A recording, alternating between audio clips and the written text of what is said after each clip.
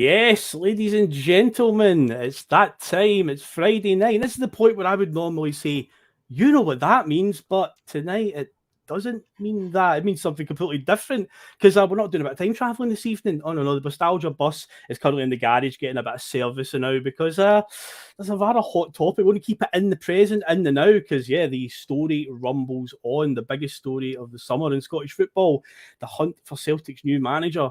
Brendan Rodgers, is the Brendan bus about to roll up? We thought it was going to be today.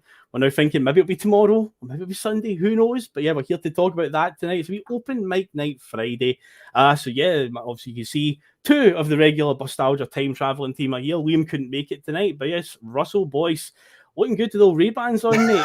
You've been in the sun. I don't know. I just do it to wind folk up. Wasn't it? Like, what a prick he is. I'm like, yes, love it. But they'll probably come off at some point. But for now, it's staying on. Why not? Why not? Exactly. It's the summer, mate. We get about 3 days of sunshine. I'm fucking, they're glued to my face. I sleep in them and everything, man.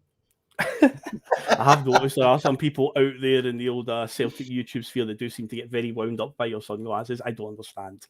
But anyway, we shall get into it, folks, now. So, of course, before we get started, I'll just remind everybody as well to do all that good stuff. So, of course, if you're brand new to the channel and you only just discovered this, by all means, hit that subscribe button. Our subscribers have gone very, very well in the last few weeks. Once again, thanks for that one, Brendan, because obviously Brendan is bringing in the traction right now. He is box office, no doubt about it. So, yeah, if you want to obviously join I believe we passed the 3,750 mark. 55, I think it's up to. Ooh, wait a minute. Whoa. Hold on a second. Somebody rash. subscribed now, so it goes to 56. Somebody subscribes, so, Yeah. But we're going for 56 now. Oh, no! Oh, no, wait, we can't see that either. No. It's getting worse, mate. Oh man, but yeah, of course, yeah, plenty of people have done so already. So why not join them? Hit that subscribe button. Remember, of course, hit the bell button to get notifications of when we go live, and we do go live very, very much through the week. You'll be sick of the sight of us. Obviously, hit that like button, helps with the old algorithm, gets us in more people's recommendations all over the YouTube, and of course, tonight, get involved in the comments. It's a bit like a Friday night forum, essentially. Thursday night forum's all about your comments.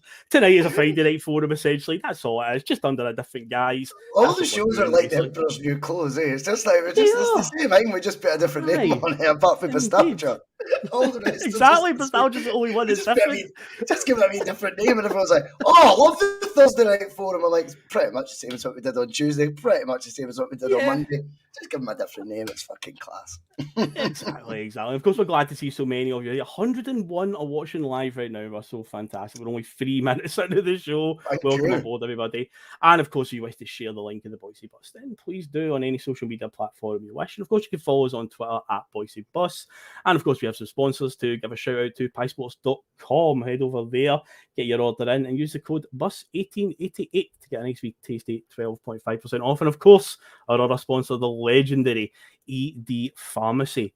.co.uk. Head over there and use the code BUS10. Be like Callum McGregor, that endless amount of energy to go all night. Head to ED Pharmacy and they will sort you out with that. And I believe, Russell, is it same day delivery in the central Scotland area? You said it is, mate. It is, and that BUS10 code they kept going because so many of you are just horny bastards and have been taking them up on it. So they were absolutely buzzing where the first month went and they extended the discount for another month. So a big thank you to them. Oh, there's Big Ryan McKinley. Legend. I have been enjoying your work on the Celtic way, Ryan. Hope you're good, my man. I've been watching it with interest. You and Tony, two good people. Good people. So I've been enjoying his contributions on that recently. It's been good. Indeed. So welcome aboard, Ryan, and say welcome aboard everybody else. So yeah, tonight, obviously, there's only one subject to talk about. It's the subject we've all been talking about. The Celtic manager hunt continues, Russell. And of course, today, many people were thinking it was going to be like 2016 all over again, where we did announce it on a Friday evening to kind of take the shine off of the Scottish Cup final the next day. I think we were very savvy the way we did that. People thought it was going to be a repeat, announced on a Friday. He comes up on the Monday for the press conference, but no, there was no white smoke signals coming from Celtic Park. But yeah, interestingly enough, I've again, a lot of people on Twitter are getting quite they're kind of starting to jump up and down, get a bit impatient. A few different theories flying around, some tinfoil hats. I know Steve-O was wearing the old tinfoil hat the other week, literally on the show. Some people on Twitter were definitely putting the tinfoil hat on. Naturally, it is something that we have spoken about. Now, I don't necessarily buy into this. I don't think he is the reason why, but I can understand why people are getting up in arms. It's something that you've mentioned on the bus. When Peter Lawwell came back, we were told that, he won't be interfering, non-executive chairman and all that. But as you pointed out, Celtic have put themselves now in a position where if something is bad, if bad is happening, if something doesn't seem to be going right, or something's a little bit off, people are just going to jump to that conclusion. You could have picked anybody else that could have went through whatever process to get somebody else to come in as a non-exec chairman. But with being Peter Lawwell, they've set it up now that if anything seems off, there'll be a contingent of fans out there that will go, see, I told you it was all his fault. I don't think it's that. I still think the deal will get done. It's just taking a wee bit long. But, well, is it taking a wee bit long? Is this not kind of natural? Who knows? But yeah, that's what I feel is going on. I think too many people are obviously jumping to that conclusion. But again, it's something that Celtic caused themselves. Yeah, well, I think when it comes down to it, that when Lawwell was appointed, remember we did a emergency pod, basically we were talking about it, and I remember just all my point was I wasn't on that emergency pod, but we spoke about it again. And my point on it at the time was, do you know what? This is the problem with this one is rather than it just being put to bed and he's gone and there's a new Celtic. Now, and I include myself in that to an extent, not everything's going to be his fault, but I include it to an extent that I'm like, bastard, like he's in my head now if something negative does happen. Do you know what I mean? And it's like, that's so avoidable. It was so avoidable. I noticed that there's a lot of people probably overreacting today to the news not happening. There's a lot of people also, when they were talking about why it's not been announced yet and stuff, that are jumping to the Lawwell conclusion. I get it, Phil. But yeah, I understand you.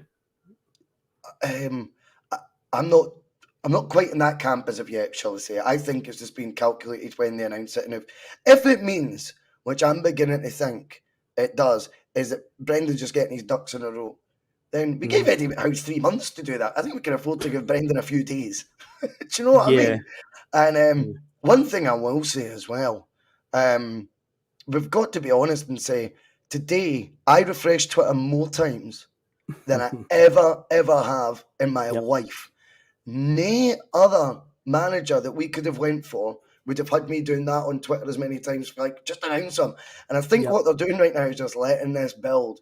And those who were totally against it are now refreshing Twitter a wee bit more, and they're almost now just wanting it to be announced as well. So it's almost getting more and more people on side. It's a clever tactic. The hype train is in full flow, and I just think right now there's no need to panic as of yet. As for the Peter Lawwell thing that you touch on, I think it's a great point. I just think when he comes back, it's a sideshow. I think this is, I repeated myself 6 months ago. I said it's a sideshow that we don't need because things are going to go wrong, right? And that's just the way a football club is, particularly Celtic. We know what it's like with Celtic. We're always up and down, right? But now we've got this pantomime villain in the door that we're now going to be associating with blame, even if it isn't at his door. The one thing I will say as well, I was disappointed at the time people were not understanding very basics of business, Phil, that if you've got one person at the football club with the term chairman in your title, guess who the chairman is? Now Celtic don't even bother with the non-exec when discussing I noticed, It's just called Celtic chairman. I fucking told you this fucking 6 months ago. And I couldn't actually believe that was being disagreed with by anyone whatsoever, because to me it was just staringly obvious. It's just like glaringly obvious. Glaringly obvious. I'll take these off, man. But you're like, what the fuck are people thinking here? If there's not another person with chairman in the title, then there's one guy with chairman in the title. He's the chairman. If it looks like a duck, sounds like a duck, walks like a duck, quacks like a duck, it's a fucking duck. And that's all that was. I definitely, and the reason as well, one of the things that I think we need to look at and why I think it will happen, I'm still leaning towards it's going to, the deal will happen, is Celtic as a club, have got the power basically at any point to sort of calm this down a little bit. Say it with me, they are acutely aware of all this media frenzy that's building up. Guys like Stephen McGowan are coming out and reporting, how it's edging a little bit closer. There's no way that Celtic are just suddenly closed off to the world and don't know that these stories are out there. At any point, they can release a statement and don't even have to mention Brendan Rodgers by name, just something very simple of, despite, reports, we're still talking candidates and no decision has been made yet, but they haven't put anything out there. So it's a case of, I think it's got to be Brendan Rodgers now, because if it's not, and they've just allowed those stories to run wild and it ends up being a totally left field appointment or a last minute panic where we get something underwhelming, then I think it's going to look bad for the club. So I feel like the club have got the power to do something, obviously to kind of curb a bit of enthusiasm here of what's going on, but they're not. So for me, I still think that is a sign that it's going to be Brendan Rodgers. Regarding, you're saying getting his ducks in line. So obviously we've got stories going around that Tottenham Hotspur are going to snap up Chris Davis as assistant manager, which is quite interesting, given there seems to be a bit of a tug of war between Celtic and Spurs over John Kennedy. Well, the interesting one on that though is, remember, Rodgers is meant to be taking a year out. Yeah. So therefore, Chris Davies has maybe not shared that view and has went, I want work. So he was as available to Spurs as what he would have been, regardless of Brendan going to Celtic and stuff, right? And also, to be honest with you, Chris Davies doesn't support Celtic, right? And that is one of the big differences. He might not fancy going to Celtic, and he's an Englishman. He'll want to manage in the EPL. I think anyone wanting to turn that into some sort of win for Ange would be mistaken. I think the win would be the fact that it went public, which again will be a deliberate tactic from Postecoglou and Spurs to get John Kennedy, that they want to draw attention to it, that they would have wanted that story out. And it was like they were throwing about their weight. And if Brendan, his reason he's not been announced yet is because he's went, fuck that. He's going nowhere. I actually think it would be 1-0 Brendan on that. I was saying this last night. I think that would be very much one that Brendan would be going, the big man's back in town now. No, I know he's only about 5'2". But in terms of nobody's taking anyone I want to be here will be here. Do you know what I mean? And nobody's going to be stealing them. So I think right now this is just let's calm John Kennedy down. Brendan obviously wants him. I think a lot of it is Brendan won't want to be seen because he tried to take him at Leicester and he didn't take him. So obviously he rates him as a coach, right? That would be the first and foremost thing. But then there's the other Jedi mind tricks that go on and sort of the optics, if you like, Phil. And he's not wanting to get off to couldn't keep a hold of John Kennedy when I wanted him. He's going to be going, no, we get that nailed down. And that's the statement of intent. And when we do the announcement, the coaching team, is it Driscoll and... a guy named Lyons, that's what I was going to say, Ryans. That's the one. And I just feel that once you've got an actual coaching team there as well, it looks more like, right, this is what's happening now. It's not, he's been thrust in, into the limelight, Rodgers, he's having to face difficult questions, and it's, so who's working with you? Oh, we're still working on things. He's wanting to come in, with the finished sort of article, if you like, of how this Celtic management team is going to look, and I'm all for that. But I do think with the Kennedy thing, there's just a wee bit of that on top, the coaching thing's first and foremost, but on top of that, there's whose dick's bigger than who's going on probably with Ange and Rodgers right now, and I think Brendan will want to win that wee battle to begin with. I'll definitely get off to start as you mean to continue, essentially. But it's been interesting about the John Kennedy stuff because I was definitely in the camp of, I didn't quite get it with Kennedy, where he was always, kept on at the club and working under multiple different managers. So my theory was that they must be getting him ready to become manager one day. They want him to be manager one day, and that's why he's working under so many different under different managers on the backroom staff. But obviously in the last few days, I've kind of turned it around to my opinion on it, where it's well, these managers obviously want him for a reason. Brendan Rodgers is putting up a fight for him, and Ange Postecoglou, who'd never worked with him before, who came over to these shows with no backroom staff at all, wants to take him. Now I'm Kennedy there must be something really special about him as a coach. So yeah, I'm all in this try. Must be good at putting those cones out. He's super efficient, man. Very efficient at it, gets him perfectly in line and everything, absolutely joking. But no, it's definitely given me a new perspective on Kennedy as well, where I thought he was just getting kept around because one day they wanted to step in and be manager. And obviously there was a moment where he did get a chance a couple of years ago, but you got to know the circumstances and that. Things were pretty broken at that point in time. The chances of him actually turning it around, I don't think many people could have done anything different at that point to maybe win the Scottish Cup and stop Rangers having an undefeated league season. That would have been the best he could have achieved that season because the league title was gone. But yeah, everything was going wrong that season. But no, seeing now that there's a tug of war essentially going on between our former manager, say who never ever worked to him at all, suddenly decides I want to take him. It's kind of made me feel like, I want to keep John Kennedy. And if Brendan Rodgers is wanting to keep him, makes him a big factor of it, then it tells me that the guy must be doing something very good behind the scenes. So, fair play to Kennedy. But interestingly, very few mentions of Harry Kewell going to Tottenham, which I find very, very bizarre. Because Gavin Stratton's been mentioned, but not Harry Kewell. I know. Really baffles me because you would have thought out of all the coaching staff, and that's one that Ange did come in after Ange joined. No mention there, so a bit an odd one if he's still sticking around. Maybe he can do the Danny McGrain role, just walking around the training ground with the tracksuit on, and Brendan can be like, "What are you doing here, Harry? I thought you didn't want me. As long as I'm here, Harry, you're here, Harry." I mean, it's hard to explain that one, because definitely it seemed like that was obviously an Ange appointment. It was a Harry Kewell one. I don't know what his future will look like. I don't know what his contract status would be like at Celtic. I wouldn't imagine he would have the same sort of clauses, perhaps, that have been inserted. I think there's rumours of that with John Kennedy, that there's certain clauses, and that's what's delayed Tottenham being able to actually bring him in, because Celtic have got a right to compensation, even for an assistant. I don't know with the cool one. It'll be interesting.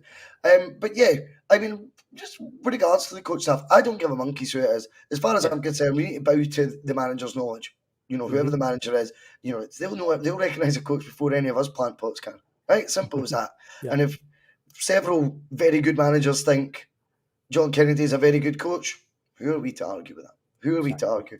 I also wonder as well if Kennedy feels like he goes, he might look at other guys that have left Celtic, or like Scott Brown at Fleetwood Town, and Scott Brown, not a bad way, he looks a million miles away for ever being Celtic manager. I think Kennedy's always got an outside chance if he's in the building. Do you know what I mean? He's always got a wee outside chance. So there's a wee bit of temptation there as well. And again, I'll go back to it.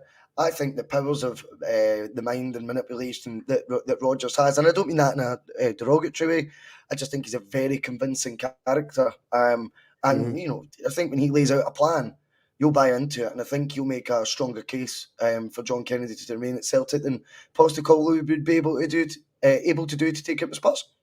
I reckon so as well. And I see when you talk about plans there, Rodgers laying out plans, Steve-O sent us a link earlier on. Apparently, there's now talk going around, there's going to be a 5-year plan in place when Brendan gets the job. Apparently Stephen McGowan's name is attached to that one. So, to reach a European final.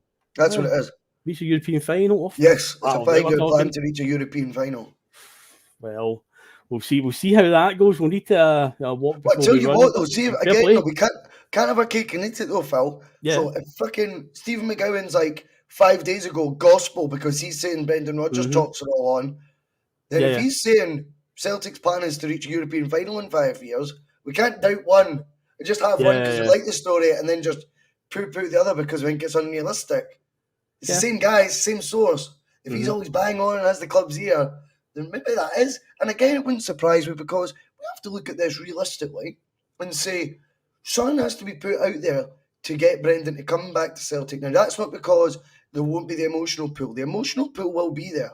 But undeniably, when you've got a board that couldn't get you John McGinn, I know we speak about it all the fucking time, but if you can't get John McGinn and stuff like that, he would have reservations, mate. What's it good is it going to do for my career to go back there again? No. This is the new plan. We want to be, within 5 years, reaching a European final. Now, that people will think, Brendan has to be there for 5 years, which I completely disagree with. What it would be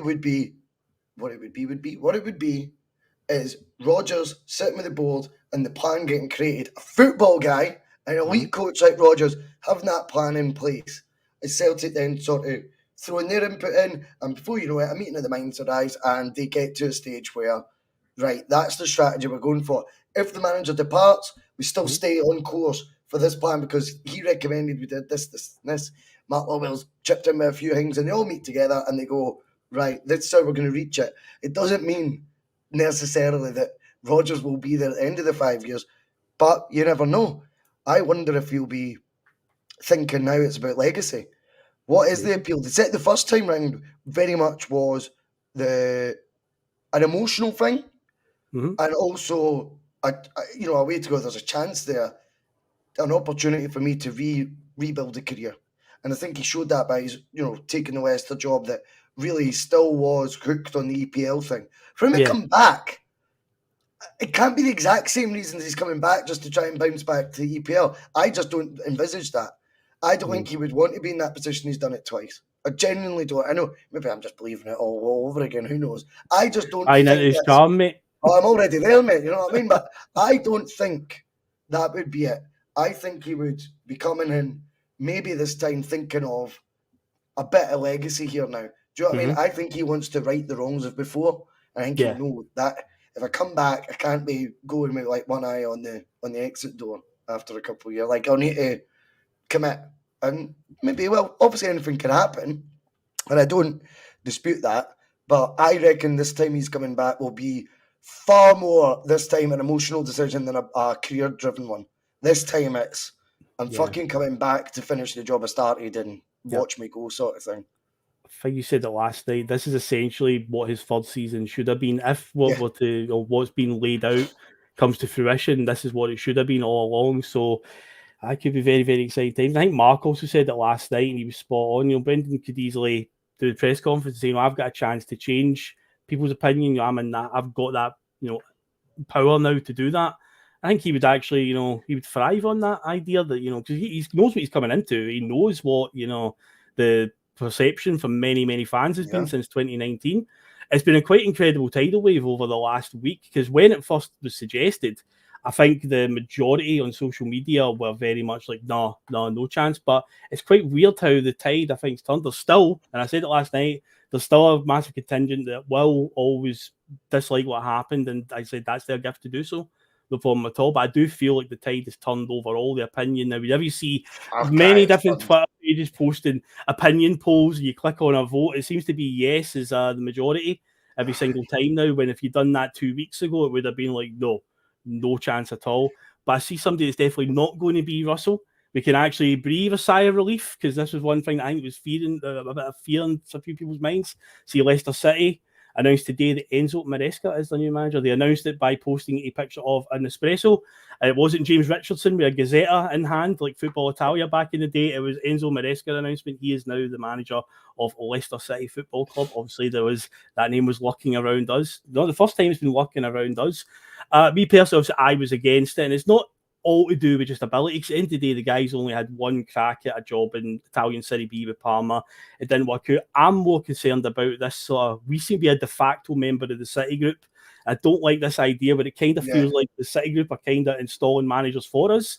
Because to me, that's what that would feel like. And I'm like, I don't like that idea that we're kind of, and that's the thing I say, but we're kind of de facto members, and it may be a case with the Lawwells, with their close relationship with them, that we kind of are. I mean, the Clues have been there for years. The players we've had on loan and that, players that we've bought directly from them. So there's definitely been a long-standing connection between Celtic and Man City ever since they fell under the City Group thing. But yeah, the Enzo Maresca one scared me more for that, where it's like, I don't like the idea that another club kind of having a say in who our manager is. So I'm glad they've managed to body swerve that one. I take it you share the sentiments on that one as well. Oh, absolutely. But I also think there might be another aspect to the Maresca thing. I wonder if, I could be completely miles off, that paves the way now, though, not because it's Maresca, but because Leicester now have a person in situ. That then means like whatever gardening leave or whatever the remuneration was for Rodgers, or if he was getting paid weekly, they now just go, right, we've got the new manager in, fuck off, go do your own thing now. Whereas before it might have been he couldn't do anything until they had another manager in, or 1st of July, like Ange technically is with, if you look at the Spurs deal, Ange doesn't take over there till the 1st of July. So I wonder if it might not just be the Maresca thing, which I think we can all breathe a sigh of relief at. I think he was on hiding to nothing. That's the honest truth. And I think he would not have been afforded the luxury that Ange got, because we were in a shitstorm when Ange came in. Ange is the only one who would have survived. I don't mean necessarily sacked straight away, but I think the backlash for the fans, if it had been 7 games, 3 wins, 1 draw, 3 defeats out to Midtjylland. I think a lot of folk would have turned around had the circumstances been like they are now. Now, like they are now, I think you've got the potential with a Maresca coming in wet behind the ears for that to have happened again, and he would not be getting that. And then once the fans turn, it all becomes a wee bit rocky, and everything becomes a wee bit more complicated in the mind, and everything becomes just that wee bit more difficult at Celtic than it needs to be, and the job can just swallow you up, spit you out, do you know what I mean, in no time. And I just feel that whilst that's one positive about Maresca going to Leicester, I wonder if that's now, that door firmly now swung open, that Brendan can go do what the fuck he wants. Because people need to remember, whilst Brendan may have left in February, March time, it was only a temporary manager Leicester City put in, not a permanent one. I wonder if there's wee different parts to this that we don't know about with contracts and stuff. And I'm not going to claim that I can work all that shit out, because I can't. But I wonder if that's part of it, that now that's happened, he'll have the green light as well, that he can declare his next club. Because at the end of the day, Ange might be sitting there talking as Spurs manager, but he's not allowed to start work officially. We know he fucking has, right? Yeah, of course. But he's not allowed to start work till the 1st of July. Yeah. 1st of July is when he takes up position. Why would that be? So that tells you there's not because I can explain it, but there's some sort of contractual thing from his time with us that prevents him actually doing anything there. So I don't know. I could be pissing in the wind. Hugh Keevans kept saying something earlier this year, because remember you kept pushing the whole Neil Lennon should take the Aberdeen job. Apparently Hugh Keevans had mentioned something on Super Scoreboard about he had to wait till April the 1st before he could take any other job. So there is something out there with football contracts that does permit people from taking up jobs for a certain date, but that was applied to Lennon as well. Of course, they pushed another big ginger button though when it came to Aberdeen and took Barry Robson instead. I think that was a tax thing. Maybe So I think basically Lenny had to stay over there. Because when he was getting all his gardening leave money up till that date, which is maybe the end of their season, something like that, I don't know. He had to wait till then. It was a tax thing. Yeah. He could have but again, as you say, rightfully, whether it's related or not, it shows you that there can be different reasons why, you know, contractual stuff gets in the road or money stuff gets in the road. So I just wonder now if Maresca going to Leicester opens up 2 doors. Well, shuts one door, opens the other. Opens the door for us to get the former Leicester manager, who may well now be off the payroll, as it were, and shuts the door on Maresca getting the job. And as I say, no offence to him, but I just think he would have been coming into sign where the expectations would have been too high for a rookie. And if he didn't start with a bang, I think very quickly dissenting voices begin. We'll see if Rodgers doesn't start with a complete bang. I don't think anyone will be talking about rats and Judas and stuff. I think there will be an acceptance that this will get better. This will get better. There'll be a belief, an inner belief that he'll sort that. He will get that right. Whereas I just think Maresca's the stuff of the world. Absolutely not. And by the way, Ange, if he was walking into the job now from Yokohama Marinos to this Celtic squad, and started the way he did 2 years ago, I think there'd be far, far stronger questions getting asked of him that were at the time as well. Definitely. Well, David Kelly says, Man City had a say in Ange, which, I don't dispute that at all. But I think the difference is, I remember at the time, obviously, when it happened, and it didn't take you long to just read up on Ange Postecoglou, and you got an idea that, well, this guy's got a bit of credit in the bank. Okay, he's done it on the other side of the world. That doesn't mean he's a bad manager. But Maresca, on the other hand, has basically been an assistant everywhere he goes. He went away and did one job as a manager with 14 games. Sounds a bit familiar. Sounds like somebody across the city who we kind of criticise them for, who spent most of his time as a coach and an assistant, had one gig, 14, 15 games he lasted, and happened to land on his feet with getting offered that job. But of course, at least the people that Maresca's worked with are a lot more impressive than Steven Gerrard, to put it that way. Working alongside Pep, and I think he's at Manuel Pellegrini. He was alongside him at West Ham United as well. He was on his. That is right. He was. So he has learned off a fair few. But we can definitely rule him out. And things have obviously went quiet on the Leeds front. I believe Daniel Farke is expected to get that job. And there was a story through the week that Brendan Rodgers had actually knocked them back anyway in any approach that they'd made. So again, that came out. So because again, another thing a lot of people are saying is that are worried that he's hanging on and keeping his options open for something in England to offer him. And I can't think now if there's any positions in England that are still open. Crystal Palace, maybe. I don't know if Roy Hodgson's definitely staying on for another year, but Jesus Christ, surely not. Crystal Palace. I don't think he was hanging out for another job. I think the Celtic. No, I'm just saying this is one of the theories that's Yeah. No, I get that. I get that. Yeah. But to put that one to bed, I don't think Rodgers wanted a job this summer. Yeah. It's only the Celtic factor that's playing a role in that. And we should listen to that. And just very quickly as well, see when you were touching on earlier about he could come out and say, look, I'm here to right a wrong or whatever, or correct the record and fix the story, whatever. I actually think as well he might be able to go, well, everything I said when I left, I meant. Mm-hmm. He's all just doubted, not usual. He's not going to start a war. He's not going to say you all doubted it.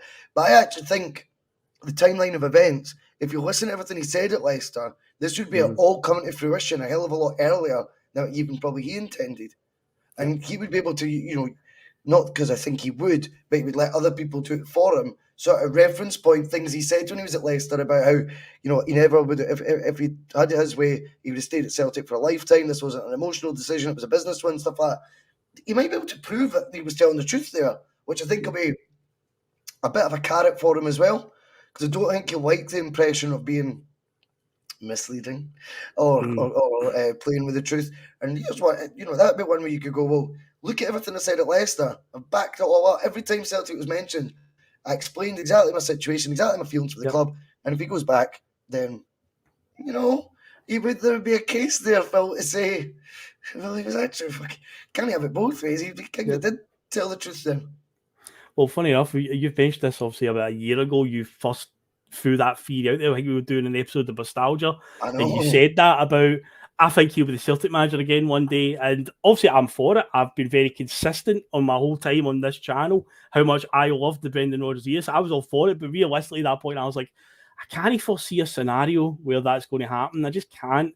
As much as I would enjoy it, but I just can't. And then a year down the line, here we are in this very surreal scenario that's presented itself where the stars have aligned and it looks like it might be happening. It's just it's crazy as I say, football is a funny old game, and it certainly is in this case, because nobody could have seen that coming at all, the way things were going, or the sound bites that we got from Ange in the run up to the end of the season there. I mean, even the initial approaches or the initial stories were coming out about Tottenham were interested.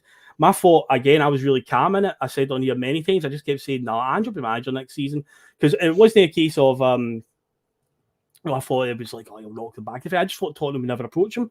I just looked at Tottenham's situation with Daniel Levy. A lot of fans down there want him out badly. Like, they're so furious with him and what's happened over the last few years. They try and appoint like marquee name managers, Mourinho and Conte, Pochettino in the last few years.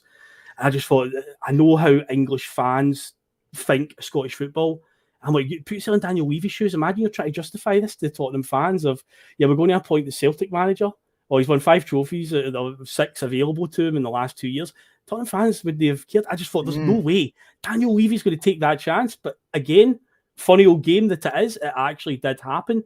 And there still seems to be a lot of, on their social media side that seem to be a bit against it still, and I fear for if first time he gets a couple of bad results, because overall I don't have any hard feelings towards Ange. I wish him all the best, and I say, fair play, whatever. But I think if he gets a couple of bad results, and I know they played Man United in the second game of the season, so if he gets off to a bit of a bad start, then it's going to turn against him. Although I will say this, that song that they've made for him is absolutely unacceptable. I take it you've seen that doing the rounds a day on social media while you've was it Boom Boom Boom by the Venga Boys?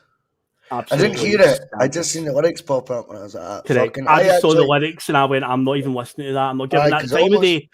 I almost sang it in my head and I was like, that's hurting my brain, man. Offended you? I think with Postecoglou we're going to Spurs, at first I was really excited to see how he would do in like a respectful way. Now the more the dust has settled, do you know what you do as a footballer? You line you tie your flags to a different mast, and now I'm just on the Brendan bus and I'm just like, whatever he does at Spurs, when you go, mate, crack on. Nobody cares, mate. It's that simple. I'm a nobody cares kind of guy, Phil.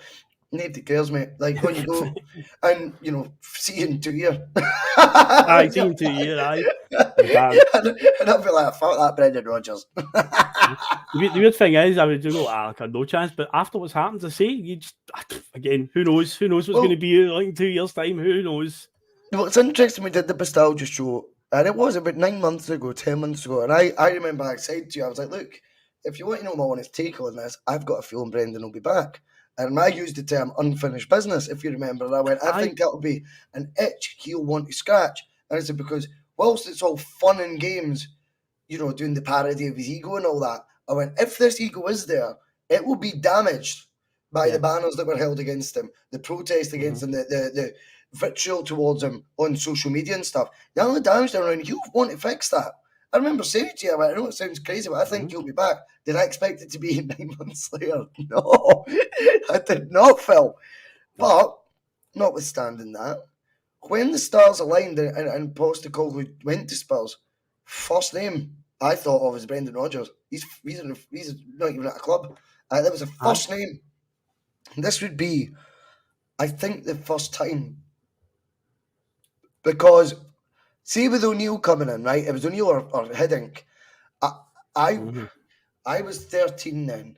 And I remember being very excited Martin O'Neill got the job. Yep. I can't really remember there being like loads of names, and Hiddink didn't really mean much to a 13-year-old me, if you know what I mean, in terms of what he could do. So it was kind of like a one-horse race. Like, we got Martin O'Neill, amazing, and I like the guy, and I liked his punditry and stuff. But this time around, you hear about, how many names have Celtic been linked with this time? 16, 26 names. But the first that I thought of was Brendan Rodgers. You've seen 20-odd names linked since, and this would be the first time I can think of where the number one guy I wanted is actually getting the fucking job now. Folk will be like, well, what about the last time he got it? I didn't think he was in the race. Same. Same. The first time I was blindsided by that, and then just suddenly the story gathered pace for like a day, 2 days, and then it was like, oh, what? Like, but that wasn't in your mind's eye that was going to happen. And I think this time round, it was in my mind, I just thought, do you know what? That's the guy I want 100%, and that's who we go. So, that's who we're going to get. Well, everyone keeps on praising Michael Nichols and how he gets things done, so I wonder if they'll be adding this to his list of accolades, because every time we get a transfer over the line, you'll see on Twitter people posting a picture of him. What a great job this man's doing. Apparently, he and Chris McKay flew to Mallorca to meet him, because, I was the same as you when this job came up, obviously Postecoglou leaving. Yeah, again, my first fear is Maresca. I knew that name was going to be linked to us, but I knew Brendan Rodgers was available. But again, it's just that sort of, it's not going to happen. And it just gained pace out of nowhere. And that's where it all turned, where it was the talk of the meeting where Nicholson and McKay went to meet them. And the first time around, I was the exact same. I can't even remember who was even like the favourite in 2016 for the longest part. Because I remember Brendan Rodgers' name was one of these ones where, it'd be great if it happened. I remember him doing an interview like live on Sky Sports. He'd literally just finished running a marathon. I can remember he was getting interviewed on Sky Sports. He just finished running a marathon for charity, and he was getting interviewed about it, just being dead coy, going, "Oh no, I'm just quite happy, taking a break just now." And then lo and behold, out of nowhere, and so it was literally the eve before that Scottish Cup final in 2016. We just announced it, just came out of nowhere. So I can't think of the last time actually that we did bring in a manager where that was my first choice as well. It always seems to be you get linked with somebody and then it always changes at the 11th hour. And don't get me wrong, we're still at a stage where we don't know. It's looking very likely. I say I'm confident it is going to happen, and we're not going to get an Eddie Howe scenario again. I know some people in the chat are still saying, how confident you are. 90%. I'll say 90. Just go for a nice round 90. I'm about 99. 99. There you go then. 99%. It's done, man. There's no way. If you actually look at it, what you were talking about earlier, Maresca gets a job, Farke gets a job, that McKenna signs a new contract. That's right. That's meant to be the three guys that were interviewed. They've all been told they're not getting the Celtic job because Brendan is. I just think he's getting his ducks in a row, mate. That's all that's happening. We're letting the hype build. We're letting the frenzy begin. And let's take a look at some of the comments. Les Watts is saying Brendan Rodgers needs to start soon. There's a transfer window to manage. Well, keep in mind, I would say he's definitely taken over a much stronger squad than when he took over in 2016. And one of the things that he got massively praised for in his first time, because I know people will line up to batter him for the transfers that he did over the years, but people cannot deny how his man management skills are utilised and how he improved so many players. Obviously, in that Celtic team, Scott Brown looked like he was on his last legs under Ronnie. James Forrest, he could have left that summer. Nobody would have batted. In fact, his contract was running out strangely in the December of the first season that Brendan was in charge. He only had 6 months left. Players like that came on. Callum McGregor, who started well under Ronnie and then just kind of fell into the background. So going into this team, there's also a few players around the first team squad that I think could be, guys like, maybe we'll see like a David Turnbull come to the forefront here and improve. But ultimately, I do think there will be some players added. But also, he's inheriting a good squad overall. So in terms of tweaking, I don't actually be a massive overhaul. And again, if these guys are good players, they can adapt to a new system. And we say new system, is it really that all different? I've seen the other night, like his go-to formation is always like 4-2-3-1, which ain't too dissimilar to 4-3-3. The wide midfielders play a bit further back than in a 4-3-3. It's more wing forwards essentially, but it's not that different. I say if they're good players, they can adapt. And I said last night on the forum, I don't think he's coming in where the club have kind of told him, by the way, we're probably going to lose this guy, go for like 6 or 7 players. I don't think Brendan's going to be too keen on that. So I think there's going to be because the club will have an inkling. We're expecting bids for these guys. It doesn't just land on their lap out of nowhere.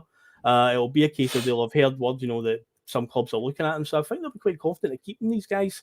And overall, when it comes to the transfer window, any positions, Russell, that stand out right away, or do you think there's somebody currently within the squad that might get a chance? Maybe Benjamin Siegrist will finally get some games. We've always been talking about what's been wrong with him. Who knows? I think he'll undoubtedly go for another striker. I think Brendan will not. We will not operate with just 2 strikers. That's not going to happen. It's a shame. I don't want to dwell on it too long, but Jack Marcus would have been perfect for a lot of the tactics that he plays. He would have worked, but that's done. Fine. I think he will target getting in another striker. I think that would be very high on his hit list, and probably one of the signings that he could then, if as expected, he would have a lot of joy. It'd be one that he'd be like sort of tagged with, and I think that would be the first thing, and then he would probably. I think look at the left back area, not because Greg Taylor's doing it's the wrong fact. Greg Taylor's surprised everyone this season. He's had a fantastic season, but I think Rodgers will probably at times contrast and compare what he had last time. I think you'll see a few positions where you'll be like, fucking hell, the standards went up here, the options are better here. Do you know what I mean? Than maybe what I had before. And I think the left back area, because he had Kieran Tierney before, he'll be like, I think we could do better there.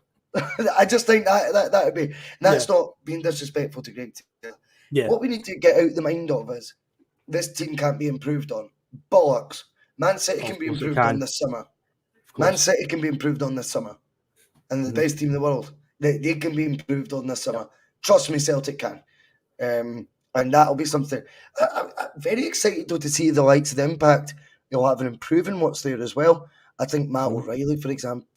O'Reilly's a good shout. Fucking hell, he'll work under Brendan like that. That to me he's the sort of Stuart Armstrong sort of comparison. I see a different. Yeah. I think you'll see a different animal in him. But in terms of recruitment, I think he'll go for strikers. The goalkeeper one, I think that'll stare him in the face. I think he'll definitely want a goalkeeper, unless he sees something in Siegrist. I don't know if Rodgers maybe has the Martin O'Neill blind spot for goalkeepers as well. I think obviously Kasper Schmeichel was there when he took over, and then of course Leicester's sort of their terrible season this year. You coincides with the first year they've not had Kasper Schmeichel there in a decade. I know, Danny Ward in goal. Did he really identify that? Or having said that, again with his last season at Leicester, I remember watching it because I've got the old TalkSport on in the mornings, and they were like, this could end up the first club in Premier League history who don't buy a player in the summer transfer window. I remember that. They got a Belgian defender at like the 11th hour. The 11th hour, mate, on the final day was the first time Brendan Rodgers spent money last summer. That's right. I mean, that is tying a manager's hands behind the back. No, that's not me rewriting history. That's a fact. That was getting sort of said at the time. And I wonder if you'd probably wanted a goalkeeper to replace Schmeichel. In fact, I would have thought so. You would imagine. Danny Ward was a disaster for them. He was so bad in that first half of the season. I think they got a new goalie in January, but the damage was already done by then. But I said it on Tuesday when I was on with John Owen Coy. We're talking about what happened at Leicester. Obviously, just before he joined, their chairman was tragically killed in that helicopter crash after one of the games. And then the son took over. And I mean, the investment was obviously still there, but I believe obviously the company King Power they're basically what they do is they are like the biggest like retailers of duty free in airports in Thailand and like East Asia. And of course, what's happened in the last few years, it caused the airports to close down, coronavirus. So they took a hit financially. So it's quite, when you look at it, the timing of it, the investments obviously went down because there was no reason to handicap Brendan Rodgers' investment because he'd had 2 fifth places. He'd won an FA Cup. If you like put the Community Shield, obviously, something, it's still silverware, it's still something that they won.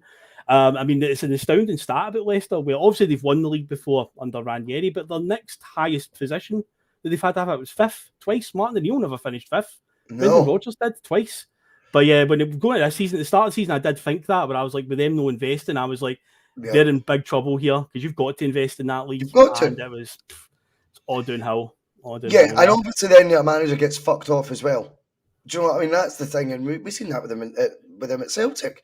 And if you look at both sides of that, I don't think he helped himself, and I also think the other side is he was at Celtic in that last year going, fuck this, you're not working with me anymore.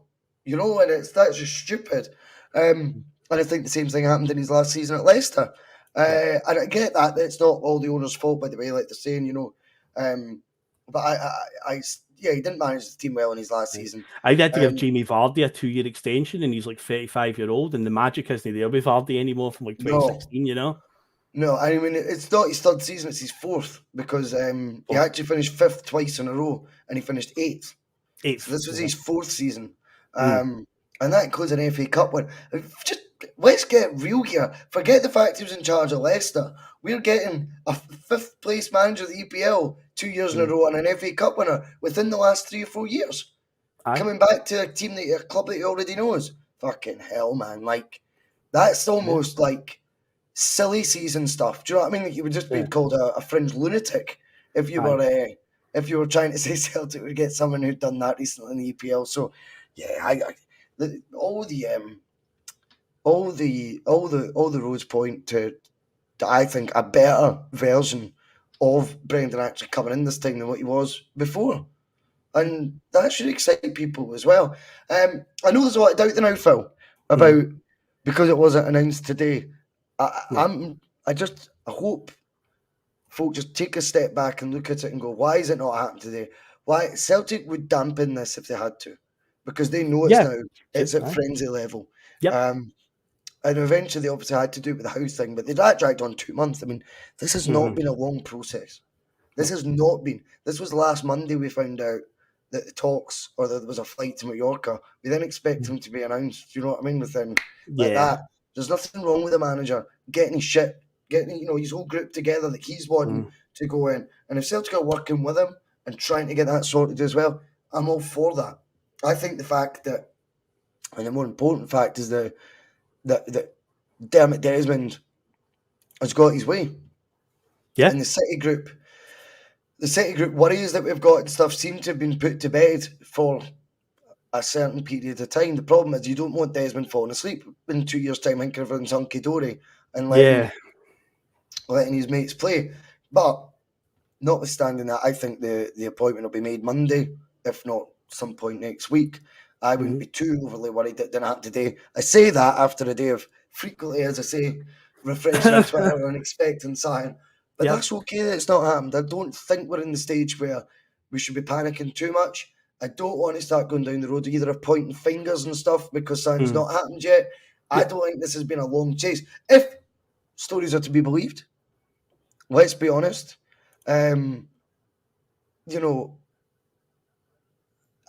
it took 2 months for him to go to Spurs. Well, yeah, this didn't happen overnight as well. The club didn't get blindsided by that one. There was definitely that talk began in.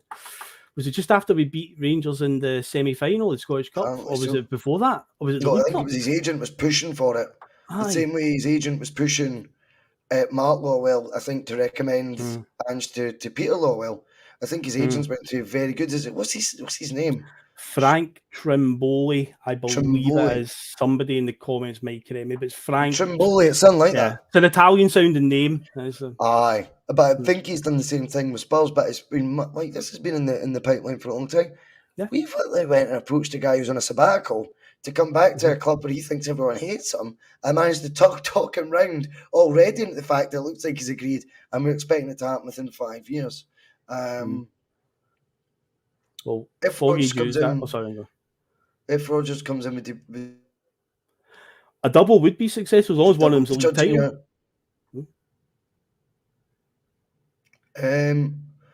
I mean, for me, Phil, it's about where you gauge a successful season.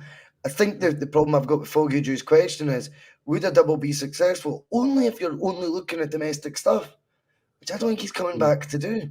I don't see the point in bringing in him to be paid better than he was the last time he was the highest paid manager in our history, just to win doubles and trebles.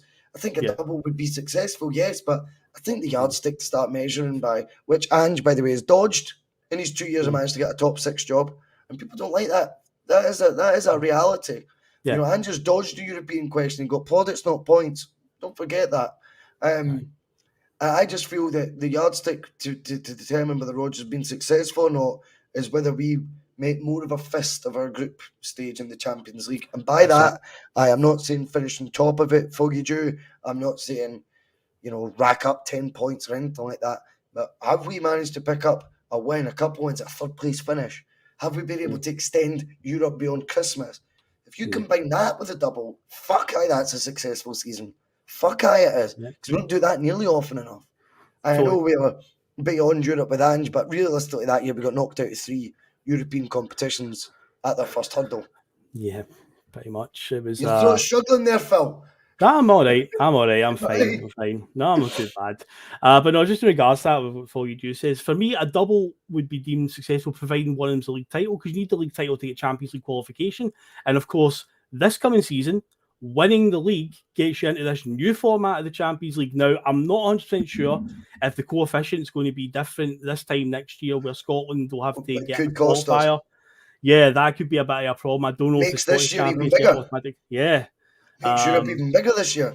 It does, because this is the last format of the group stage before they go to the new Swiss style. But obviously, it's going to be so vital to be involved in that, because again, now it's more games, it's more money, and it's more prestige to be involved in that. And again, with the new format, the way it works, you're going to get 8 games, 4 at home, 4 away from a possible 35 other opponents. So you could get the luck of the draw. You could actually get quite a favourable one there with some of your fixtures. All your home games could all be sort of lower ranked teams or teams around about you in the rankings. You just don't know how it's going to go. So it's so vital this coming season. If, for instance, Brendan was to win the Scottish League, the Scottish Cup, and say, for instance, we have get through to the latter stages of Europe and maybe win just at least one knockout round, just one, because we're going on 20 years now without getting one.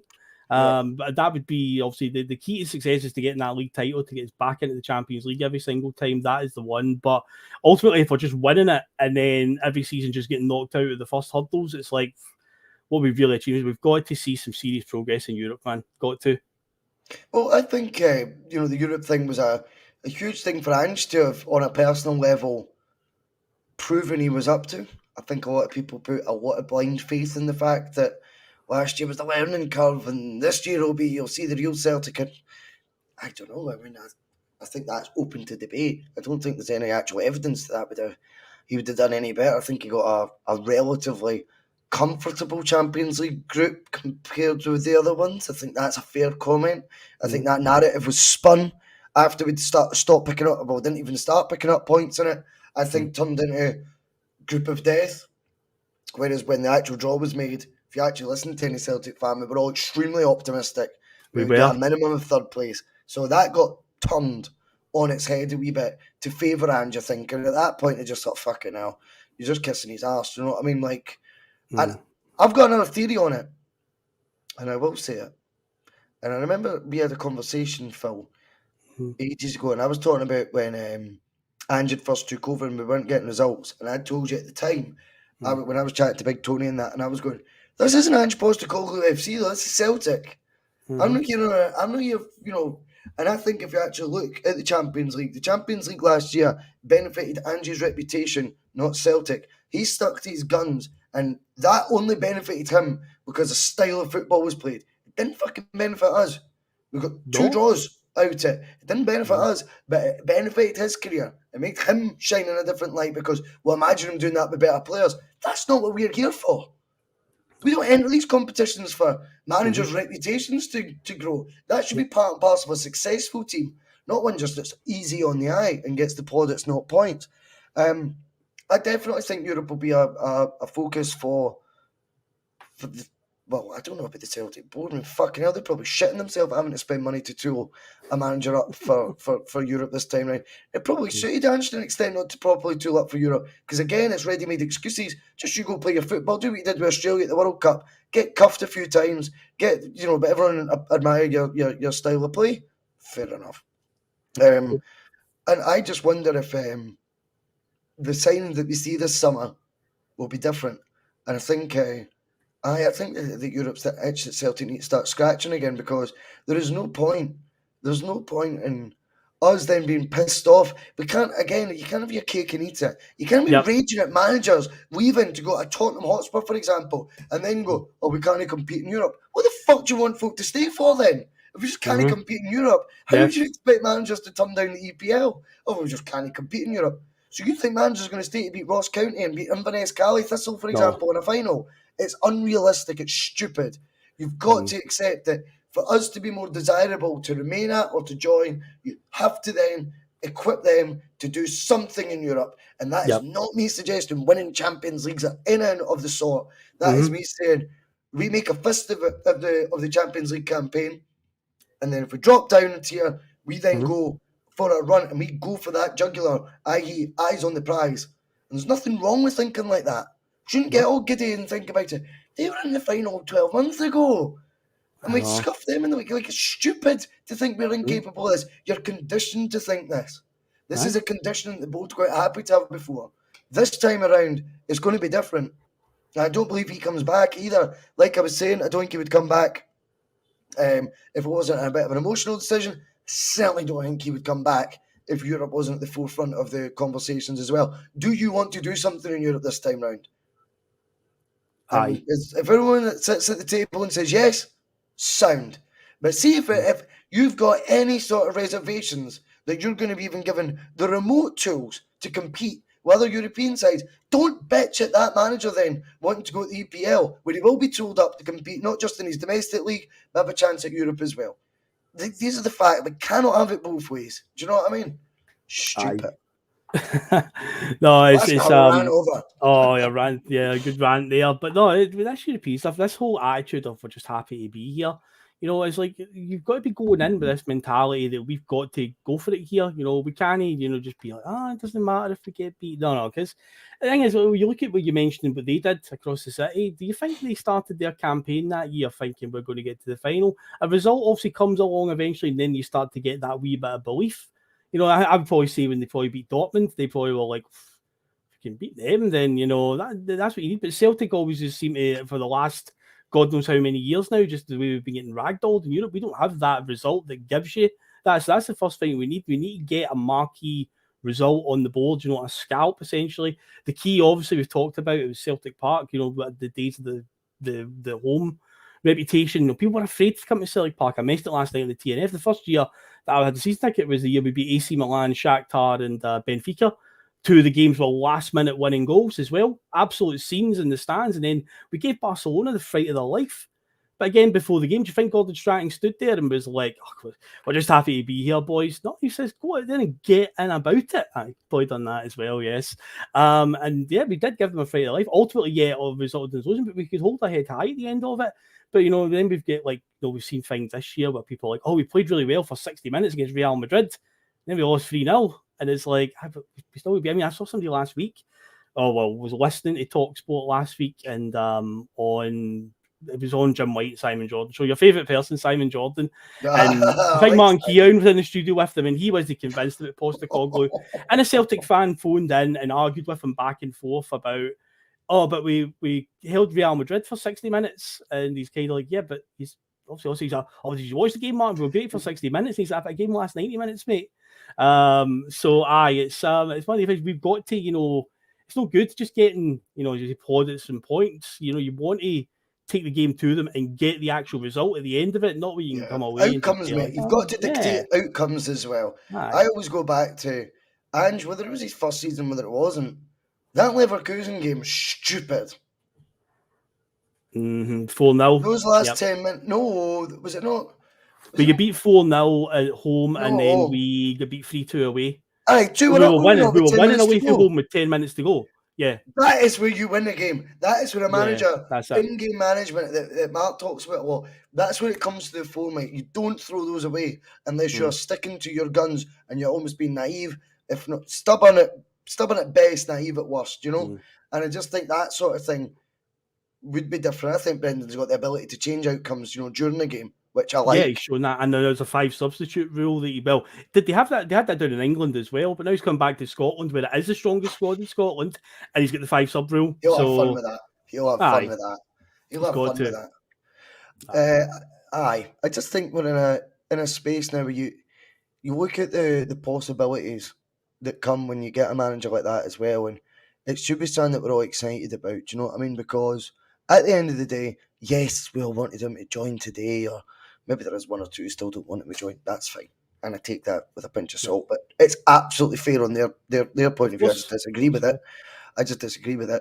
But I think, you know, realistically, there's no need to panic right now.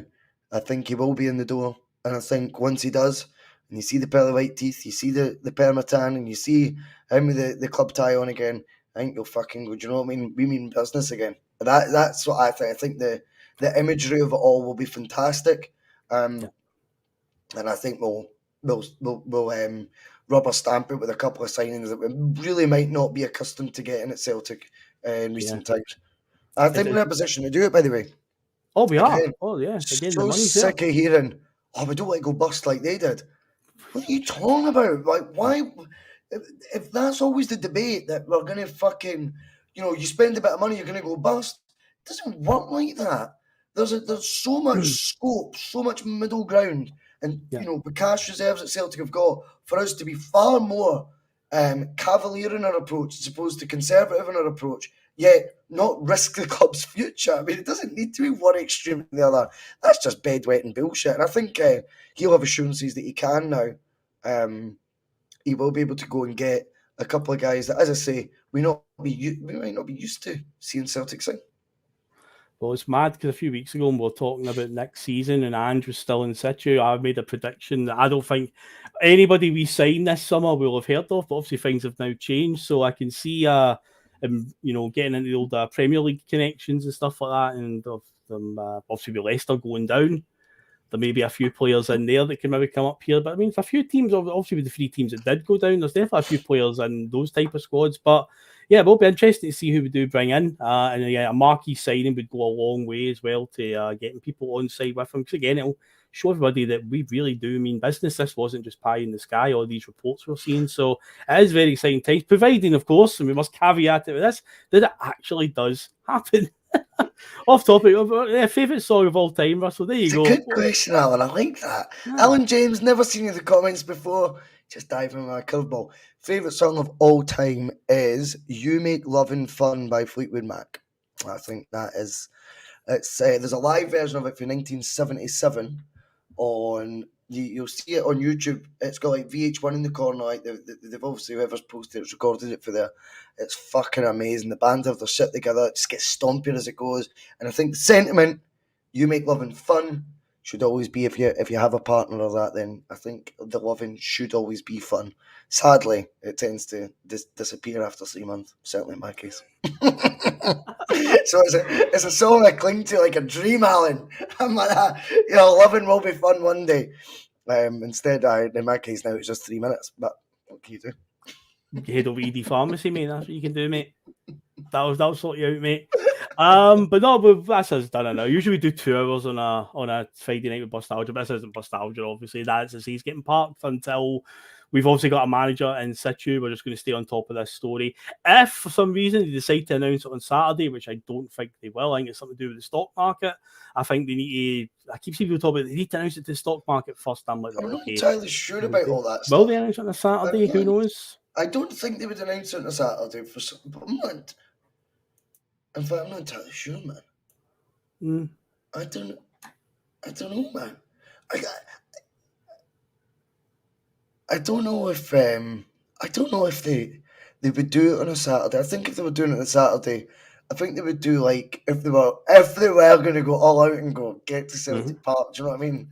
You know, he's going to Well, yeah, that's true actually. Because, and do you know what? That could be one of the delays now, Phil. That they're weighing up the sort of anticipation, the loving that we're getting, or the non-committal, sort of percentages, and going, we couldn't, right? I think we should do like one of those like big presentations of them again. I wonder if that's the debate they're having in the corridors. Brendan's oh my god! And it's going, well, you kind of created this. I wonder if that would be something that would be crossing their minds right now. And maybe another benefit of it being delayed, the announcement, is keep gauging the social media, keep gauging the sort of mood, the mood music, and then maybe I mean, in my opinion, I think if they went, I think they should do it Martin O'Neill style. I think, Robbie Keane style, just at the front. Yep. Yeah. It wouldn't be as big as the last time, but I think you'd be surprised. I think you'd be fucking surprised. I think you would realise when you see the imagery of it that for whatever reason he's got it, mate. Do you know what I mean? That mad fucking, just call it it. He's got it. Yeah, he's got it. And that, I think he could command a fair few bodies outside the ground with the scarves and they are singing all sorts of songs. All the wains in the air as they did the boy holding his kids the last time. So maybe we'll see that again. Oh, fucking hell. I like this. I like other random questions. I saw a quote for Liam Gallagher today talking about that, saying, the ball's in Noel's court, but he doesn't think Noel call him anyway. So they'll get back together. It'll definitely happen.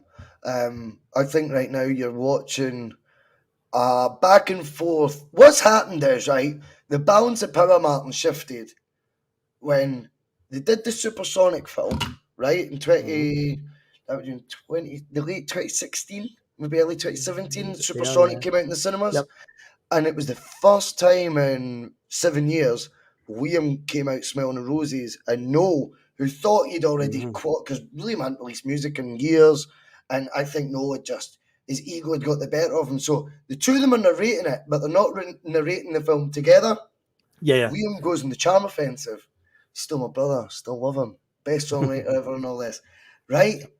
With a wee plan behind it. And Noel had got that far ahead of himself, Martin, that Noel started being fucking, do you know what? I admit it, I'm a bit of a cunt.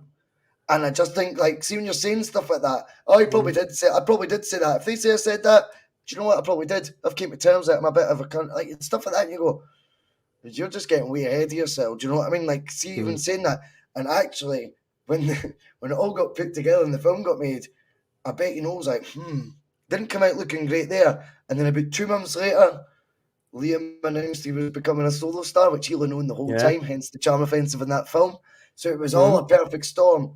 And now what's happened is Noel's selling out, poxy wee gigs. Liam's doing Nebworth. And now it's Noel going, if he wanted to get it back together, my phone's on. That was not his attitude when he thought he had the ascendancy. Yeah. So but it just shows you the back and forth, because Liam's probably got the same vibe going, fuck him. Do you know what I mean? I don't, it'll be my terms this time around and all this stuff. But we'll find out. But as you say, Matt, let's get the band back together. Let's get the Brendan Rodgers band back together. Brendan band. Apt. Yes, indeed. If obviously it does get announced over the weekend, and you can bet that obviously we will go live to do a show about it, no doubt about it. But if that doesn't happen, we're Sunday Blair, David Logue will be returning. I messaged him tonight to see if he fancied coming on, because I know that in amongst this 2 weeks of madness of Brendan Rodgers getting linked, and David's one of the ones I think on the team that still hasn't actually been on a show yet to actually say his piece about it. Yeah, so but David couldn't make it tonight for other reasons, but he says he's choking to get on and talk about it all, so he'll be on Sunday. So Sunday Blair to do that. And yeah, we'll be back again on Monday Club, because you don't work on a Monday, so there'll be a Monday afternoon. Don't do Mondays, mate. Don't like Mondays. I'm like Bob Geldof that way, mate. Don't like Mondays. Yep. But yeah, if the news does eventually go, obviously we will go live with a show at that point if it does happen over the weekend. If not, then we'll just need to see what happens next week. But yeah, we're kind of pinning all our hopes now that it is going to be Brendan Rodgers, hopefully. But yes, that is us heading off then for the evening. So thanks to the 248 who are still watching live. Remember, hit the old like button, gives us a massive help with the old algorithm stuff. And yeah, we are off ski. So yes, folks, enjoy your weekend. What are you up to? Hopefully the weather. Apparently there's thunderstorms coming in. But hopefully the weather stays good wherever you are. And yeah, we will be back on Sunday unless some interesting news happens before then. So we'll catch you then, folks. Thanks for watching.